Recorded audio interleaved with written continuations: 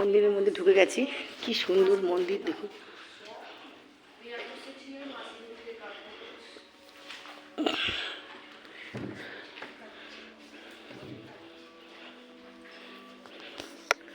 অসাধারণ মন্দির। ওহ, মন ভরে যাচ্ছে।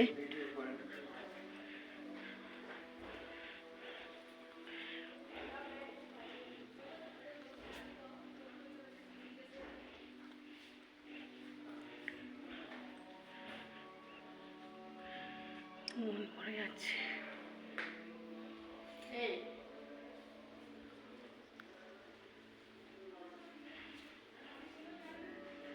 দেখুন কি সুন্দর মন্দির, সব থেকে পুরনো মন্দির এটা।